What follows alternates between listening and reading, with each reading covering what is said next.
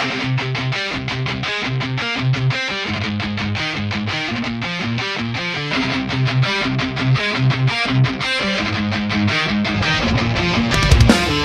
local congregation of Athens gonna work tomorrow. I'll be there by the truth about the church and interest in back the world and get away from various locations near me.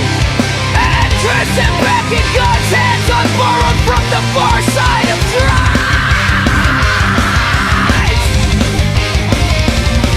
Still as Gardenham exists in the world where we get married to God's world's biggest one. American status is a priceless gift card for sharing this family services. Please let me and I are done with God's words and rhymes. Sigurado malungkot na malungkot ang abesaban dyan. Kahit balat ng gande, hindi sila magkakapagpasura. News report! Sa ibang balita sasabihin nag-iwan lang ng kalat, pero ayaw nila magbalita ng totoo. Ang mga kapatid sa infa'y pagkakaisa yan. Imposibleng walang maglilinis dyan. Mabuhay po ang kapatiran sa in. Yan po ang kakanda sa samahan ng Iglesia ni Cristo. May kaisahan at disiplinado. Saludo po ako sa mga kapatid ko sa pananampalataya. Lokal po, Bukmin ang natin. Pulihan Extension. Saludo kami sa inyo, Inc. Kaming mga OP, kasama sa inyo ang puso at tapang sa paninindigan. Maraming salamat sa disiplina na ipapakita natin ang pagsunod at pag-iisa sa pamahahay ng tayo batas ng atin ang kawan. Ingat po mga kapatid, mga biyayas na media naghahanap ng butas sa basura. Sa wala silang makikita kasi baka kapag masunurin tayo.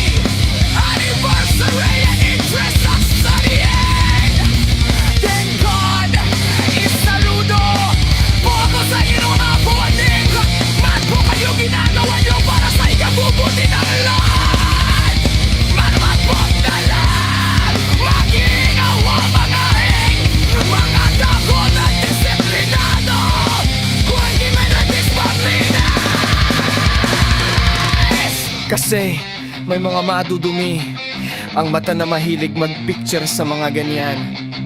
Manira lang, ingat po tayo. Mga tapanging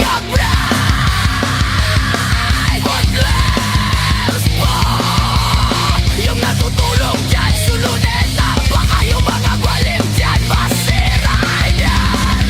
Isa, at kaya sila maliligo dyan. Di ako sa inyo. Kung ayaw niyong magwalis, maglinis, lumayas kayo sa trabaho niyo. Di wala mismo taong bayan ng papasahod sa inyo.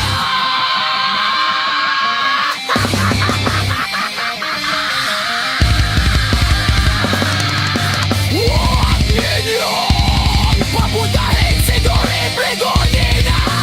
Yan ibalita na naman ang basura. Tapos i-report nila mga kapatid, iniwan nyo puro gaklay. Di na daw sasagot sa mga maniniwan na ginagos na lang nila sumikap. Kakabro pa ng Iglesia ni Cristo. Balik bangon, masaya pa din, linisan din mga kapatid. Baka maupawaran na naman kayo na mga bias reporter dyan. Mga basura, pinipikturan tas spin.